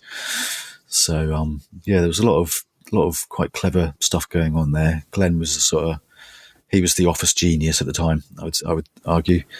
But Sean Cooper was just a force of nature. He'd do stuff so quickly. I really loved working with him, because you'd have an idea and he'd have it up and running in like half an hour or something, He was a complete machine. So, and he used to play it to death as well. I remember lots of us playing it in the office multiplayer all the time and testing it. Slightly annoyingly, I had a slower PC than everyone else though, because I was, a bit of a grunt artist at the time. Sean Cooper had this amazingly super smooth, silky thing, and mine was sort of like running at like 10 frames a second or something. Chugging along. What was the kind of expectation like there then? I can imagine everybody got on board, but also, this was new technology and you were kind of entering the 3D world. What was it like at the studio at the time? And was there kind of a pressure that this one had to deliver? Quite possibly, but I was just all starry-eyed, and I was in this newfound heaven of like, well, there's people making games, and Theme Park was incredibly successful. I remember that. So I was under the impression that the studio had lots of money in the bank, so there wasn't really a worry about. Didn't feel to me that there was a lot of pressure to come up with something quickly. Peter might tell a different story. Just felt very magical to me. I mean, I remember spending a lot of time learning to juggle, actually. Because I remember you'd sort of, you'd come to the office and most people were walking around juggling, especially Glenn. And he actually, one of the first things I did at Bullfrog was learn how to juggle, and there was other people on unicycles and things. It was just a really kind of playful, very creative atmosphere, really. You had to do something while those 3D graphics rendered, I suppose. Well, yeah, exactly. Maybe that was while he was waiting for stuff to compile or something. But I remember he was very good. He could do the whole 4 balls and juggle with one hand and all this kind of stuff. So it felt like I had to sort of learn, really, to sort of be a part of the club, so to speak. But yeah, very fond memories, really. It was all like very magical, and felt like everything was going right at the time for Bullfrog. Theme Park was incredibly successful, and then Magic Carpet got a good reception, I seem to remember. I remember the marketing was huge for it as well. Was it really? Yeah. Absolutely everywhere. I do remember seeing the game on Neighbours, funnily enough, the soap opera. It made an appearance on there somehow. And that, that was one of those things that gave me the impression that, like, well, Bullfrog really is the place to be there. This is where it's all happening. If Toadfish is playing, that's what he's made Well, in 1997, Bullfrog released Dungeon Keeper. Yes. And I heard, you're heavily involved in that. You did the majority of the graphics and the character designs on it as well. So what memories have you got of working on Dungeon Keeper? Yeah, well, so that was literally after Magic Carpet. I think I impressed them enough with what I was doing for Paul to give me the role of a lead artist. He's like, well, you can be lead artist on this Dungeon Keeper game. So obviously I was really excited. And I sort of teamed up with Simon Carter, it was at the time. And there's his brother, Dean Carter. Can't remember if he was there literally day one or if he came a little bit later, but it was essentially the Carter brothers. who obviously, later on went to do Fable and all that kind of stuff. Yeah. And we were sort of left to our own devices really for quite a while. And Bullfrog was a bit like that because Peter would be off on other projects. And so it was just like we had a loose idea. It was like literally a sentence like, okay, it's a game where you're the dungeon master and you're having to fight off heroes that come in. So we spent a fair bit of time just working on the kind of the look of it really. And the engine was a modified version of the Magic Carpet engine that Glenn had done.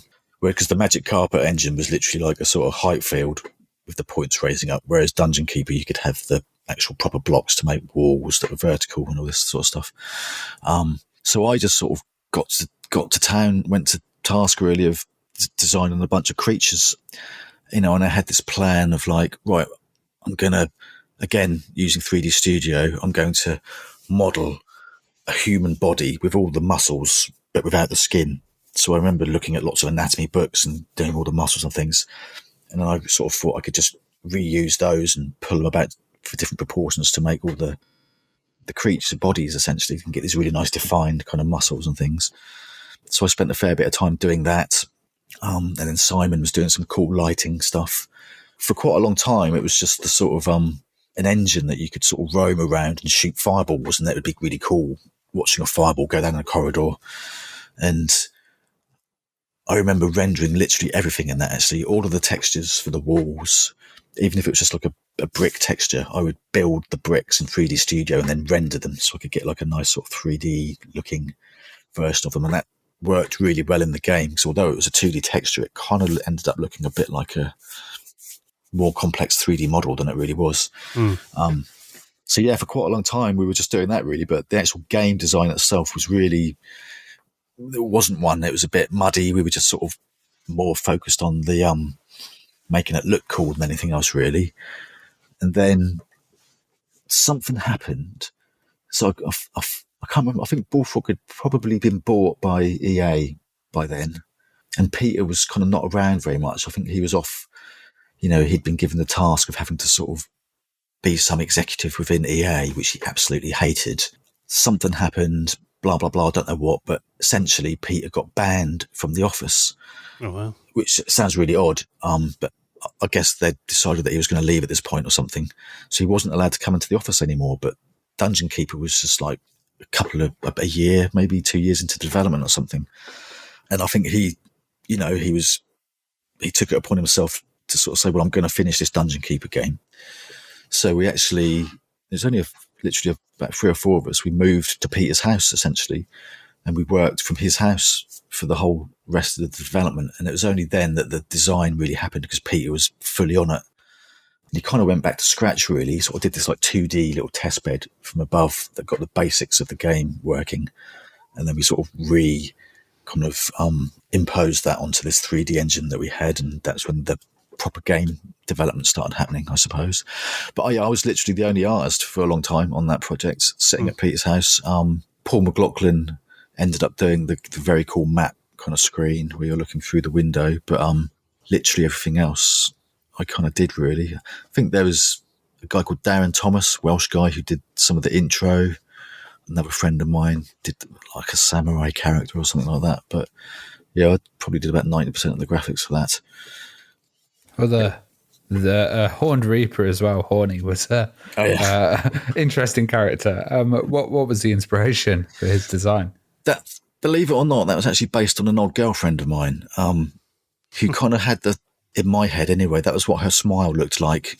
And she sort of had a similar jawline. Obviously, I exaggerated it and made a sort of caricature of her, but yeah, it was literally based on her. Rachel, her name was. Did she know? No, because I had managed to upset her a long time ago, so she never talked to me for a long time. Right. She wasn't my girlfriend at the time; it was an ex-girlfriend, and yeah, it was one of those ones where I totally regretted what I did and tried to get back with her for a long time, but she wouldn't even talk to me and blah blah blah. So I guess she was an obsession in my head for a long time. That's probably why that happened. She was immortalised in the game, though. Yeah, exactly. But she probably doesn't know that. And then, yeah, that's quite funny. But so that. But also, I was looking through lots of like White Dwarf magazines, for example, looking at the various kind of creature all the sort of Warhammer type stuff and all that. That was kind of a big inspiration, I suppose. Well, another iconic feature of Dungeon Keeper was the minion slapping mechanic, which obviously gave that quite a humorous element to the game. I heard you came up with that idea as well? Yes.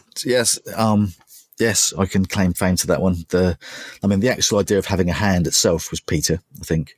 And we had the basic hand in there.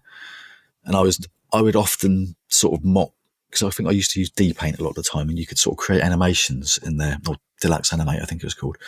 So I animated this whole thing, and I was just like, well, you've got a hand, and creatures, you just got to be able to slap them. That's just felt obvious to me. I guess I'm just naturally evil or something. But and I just mocked up an animation of it doing that to sort of sell the idea. So yeah, that. And yeah, I designed all the creatures, and I think the favourite thing I designed for that was the grenade. There was a grenade that you could fire off that was also a creature that used to sort of like make this screaming sound. I remember that being funny. Because I was a big fan of Jim Henson and Creature Workshop stuff all the time. So I guess it was kind of inspired by that sort of mentality, really. And the technology let you do that kind of thing by then as well. Yeah, well, I mean, all the there were sprites in that game. They weren't proper 3D meshes or anything. They were just 2D sprites. But again, I rendered them all in 3D Studio. You know, I made the characters and animated them, and then I just had a sort of camera set up that would do the 8 different rotations I think we had, but then also 2 elevations. So later that year, after Dungeon Keeper came out, you followed Peter to go and work with them at Lionhead Studios, which you'd founded by then. So tell us about that move, and why did you decide to leave Bullfrog at that stage? So, yeah, I mean, obviously I worked with Peter a lot, and I was working at his house. So I almost became a little bit sort of disassociated with Bullfrog because of that, I would argue. And, you know, he went off to do Lionhead. I used to hang out with him socially as well. I just liked working with Peter. And Bullfrog had become a lot more corporate by that point. The sort of EA kind of Borg assimilation had sort of taken full effect by then. So it was just a natural move for me, really. It was just like, well, I'll just carry on working with Peter. So in some ways, it felt like I just carried on what I was doing, really. And again, that was really exciting, you know, because we were starting a new company. I was literally the first artist there. And we had this sort of choice of projects that we were going to do. And yeah, that was it, really. It was just really exciting. And at the time, there was a guy called Demis, who obviously horrendously famous now for DeepMind and Google AI and all that sort of stuff. Right. But he was there at the start of the company. And I remember we had to decide what the project was going to be that we did. And there was sort of like 3 candidates.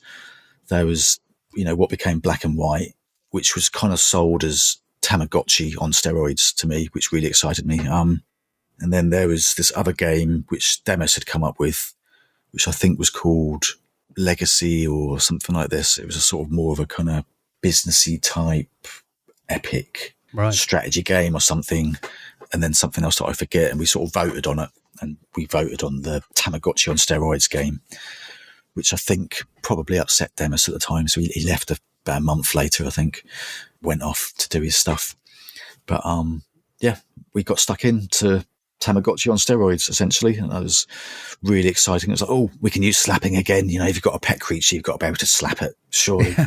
I was kind of wondering how much influence from Dungeon Keeper went into that. And it kind of, to me, graphically, it kind of felt like the opposite to Dungeon Keeper. You know, it was quite light and bright. And yeah. Well, I mean, so although I was the first artist at Lionhead and I did some of the initial sort of concepts, Paul McLaughlin, who was the head artist from Bullfrog, he actually came to join Lionhead not too long afterwards. And he was the natural leader, really. So he had a big influence on that, really. So I'd say that a lot of that was down to him, really. But I ended up doing the ape. I did like an ape creature, for example, and I did the 2 characters that are like your conscience, the sort of evil dude and the good guy on a cloud or whatever. I remember really getting into those, and I sort of thought I could do a really good job of this. And I suppose you could argue there was a Dungeon Keeper influence there, because the bad dude was kind of like inspired by the Bile Demon from Dungeon Keeper, but a sort of cute version of that. And then the good guy, I actually just ripped that off from, do you remember the Asterix comics Oh, I loved Asterix. Yeah, so there was the druid, get a fix. Get a fix, yeah. Yeah, it was literally kind of based on him, really. I just sort of thought, I'll take him and put him on a cloud. That looks about right to me. So, yeah, that was that, really. And I got, stuck into various things on that, would throw ideas in, but it was mainly the ape, and I did a bit of animation, etc., etc. Outside of Lionheart, you were making games of your own by this stage as well. I know you did Ragdoll Kung Fu as well. So what was kind of the story there? Was that kind of working on extracurricular on an evening then? How did that kind of work? So that was a little bit later than what would happen. So I think we'd finished Black and White, and I think there was a team working on Black and White 2, and I was on this other project, which was a sort of just a loose idea at the time. I think it was called Dimitri or something at the time. And no one really knew what it was. We'd just been sort of said, we're going to do this new game, and it's kind of going to be based in a big town or something. And that was all we knew about it. And again, Peter was sort of distracted doing other things. So we were just sort of left to our own devices, really. And I got it into my head that, like, okay, if it's going to be a town, let's simulate a whole town. Let's have a whole town where people have got jobs that they go to, and, they go and do all their tasks and things. And I remember the programmers at the time saying, no, that's way too hard. We can't do that. That too much computing power or something. And I was just like, what are you talking about? I could do that on a Commodore 64. It's just smoke and mirrors stuff, really. And it annoyed me so much that I was like, right, I'm going to learn to program again, because I hadn't programmed since the Commodore 64 days, really, in machine code. And I was like, right, what does everyone use now? C++. So I'm going to learn C++, just so I can write a demo of this idea to show them what I'm talking about. So that's exactly what I did. I made this kind of really simple little 2D city simulator with little faces that would go around and do their jobs and all that kind of stuff. And that gave me the programming bug again, really. So I was like, okay, well, they still don't like the idea, but at least I can program again now. So I took it upon myself to do a little fighting game. I thought that would be good practice. I'll make like a Street Fighter type game or something. So I started doing that, and completely separate from that, randomly, just because I was quite into Kung Fu, I decided to make a Kung Fu film one weekend with my friends. There was a video camera at the Lionhead office. Thought we could steal that for the weekend. Spent like £50 on some stupid costumes, like, bald wigs and plastic nunchuckers and things. No plan, no script or anything. This is like, right, let's just go into the park and just film a load of stupid stuff and make up a Kung Fu film for a laugh. Kind of did that. Something in my head was like, oh, I can just use that as cutscenes in my silly little game that I'm doing. So that's how that sort of came about. Oh, wow. But for a long while, it was just like a sort of very sprite-based sort of Street Fighter type game, really. And a guy called Alex Evans, who I later went and founded Media Molecule with. I do a lot of stuff with him. We were sort of quite good friends. And he was interested in what I was doing. And he says, you should put rope swings in there. Because I had some basic platforms you could jump on. He says, wouldn't you put some rope swings in? And he gave me this little bit of code that would do like sort of rope physics, so I could do an actual proper little swinging rope. And I remember going home for the weekend and sort of coding that in.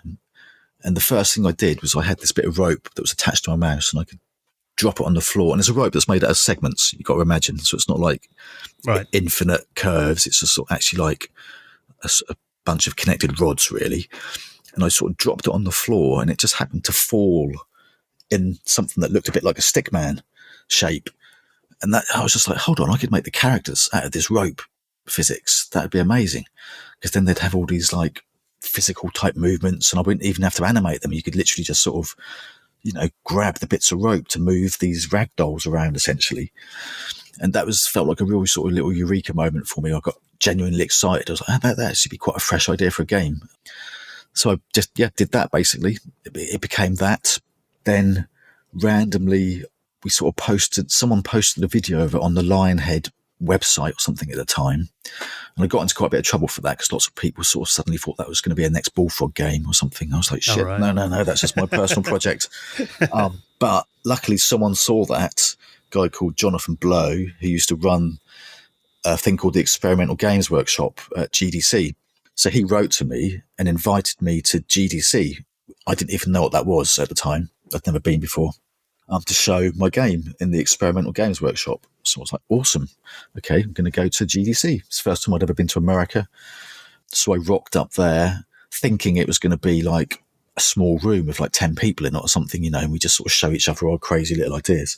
So I didn't actually plan like a presentation or anything. I remember turning up and seeing the room, and there was about 200 or 300 people. So this is a bigger deal than I thought. This is a bigger deal than I thought, but I just sort of winged it. I went up and just sort of showed the game and sort of just made it up as I went along what I was talking about, really. But it really got lots of people laughing, and ended up becoming quite a sort of hit, if you like, of the show. And in that audience were some people from Valve, and they approached me afterwards, and they're like, we've got this thing called Steam, and we're going to start putting third-party games on there. We'd love you to be the first game. Are you interested? And again, I always lived in a bit of a bubble, didn't really know what Steam was or who Valve were or anything like this. And Alex was with me at the time, and he says, dude, you've got to go, man. Go and speak to him. That's like Gabe Newell. He's one of the original dudes from Microsoft. He's big news. So I was like, yeah, cool, okay. So I got on a plane to Seattle the next day, went up to meet people at Valve, and they gave me a contract. They said, oh, wow. Yeah, I think they gave me $10,000 or something as an advance. And I was like, bloody hell, that's more money than I've ever had in my life in one go. Then I, a bit scared, because I was like, that means I've actually got to finish this thing and turn it into a full-fledged game. But yeah, I managed to do it. And and that became the first third-party game on Steam, actually, which was quite a little. And there's God knows how many games are on there now. Must be tens of thousands, I imagine. But let's talk about Media Molecule as well, because your connections obviously just you kept making these great connections, including with Sony as well, because you actually presented them an early demo of Little Big Planet. So tell us about the idea for Little Big Planet. Where did that come from then, and what memories have you got of that time? Yeah, well, so that was a kind of, in my head, it was a progression of Ragdoll Kung Fu in some ways. In that, so I'd finished Ragdoll Kung Fu, which kind of gave me a little bit of a glimpse into the wider aspect of making a computer game. I wasn't just an artist now. I was obviously coding it, but also, I had to deal with localization, and I was talking to Valve, the publishers. So I got a bit of a sort of a crash course, if you like, in the sort of full suite of what it takes to make a computer game and get it out into market. And I remember at the time I was still at Lionhead, and they were going through lots of mad changes. I think they were about to float on the stock market or something. There was lots of weird shenanigans going on. And basically Alex and Dave, and Kareem, who I'd been working with in a room at Lionhead, had sort of decided they wanted to leave, really. And Alex was quite pushy about it, and I was a bit undecided. I was like, I quite like my job here, really. It's quite cushy. I get paid well, and I don't have to work too hard. I'm going to go away on holiday and think about it. And I came back, and Alex had basically handed my notice in for me, which sounds weird, but that was kind of like, okay, go, dude, we're out of here. And I was like, oh, okay, great. And we've got an interview. We've got a meeting with Phil Harrison next week, who we'd got through a friend of a friend, Pete Hawley. He'd got us that. We're going to go and meet Phil, and we're going to pitch a game. So we better work out something to pitch, basically.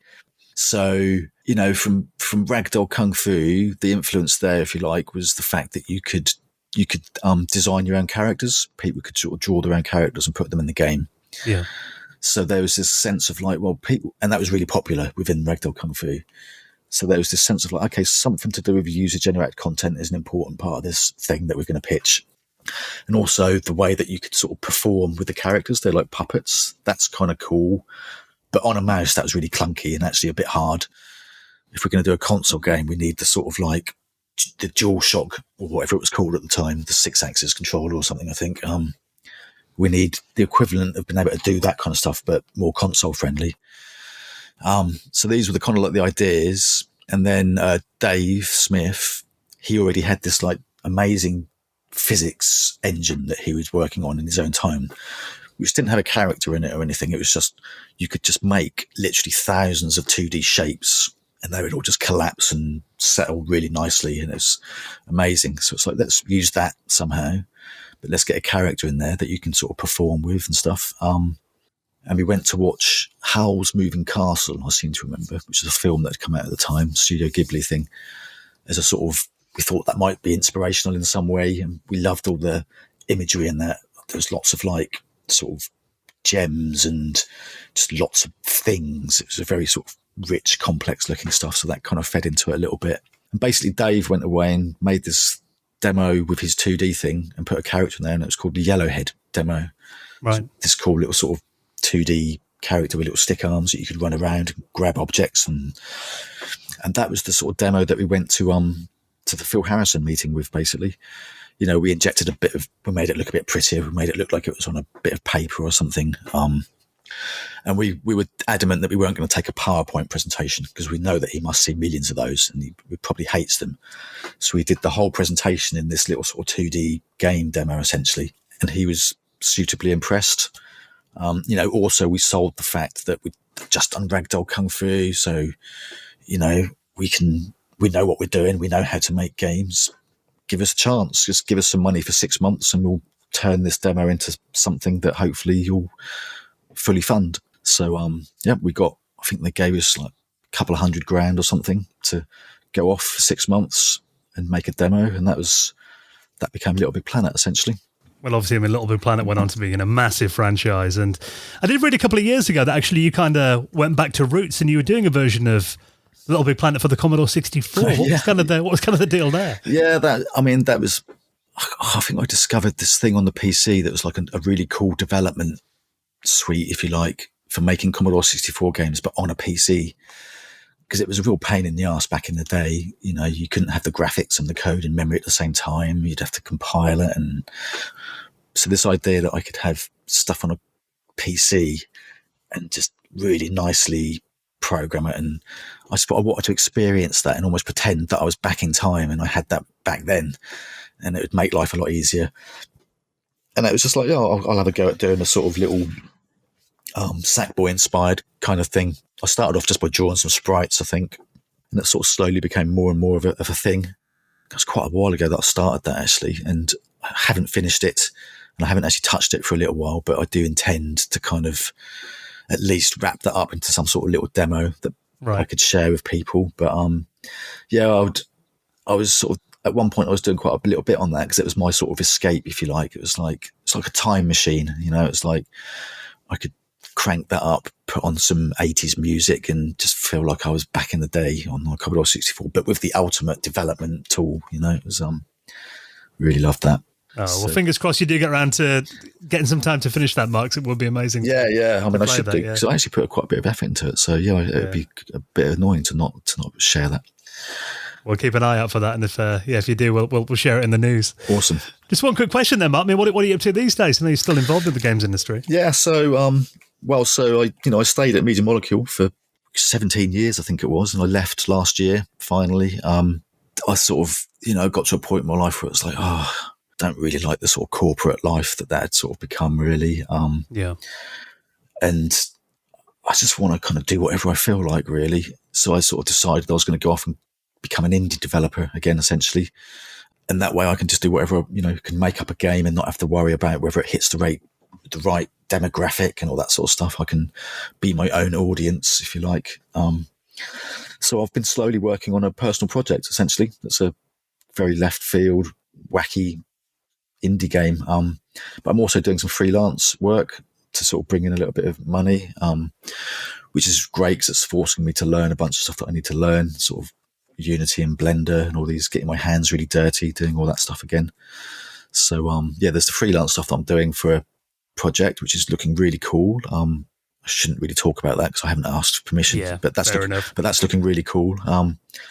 And then I sort of mix my time between doing that and then my own little personal project, which I'm looking forward to unveiling at some point.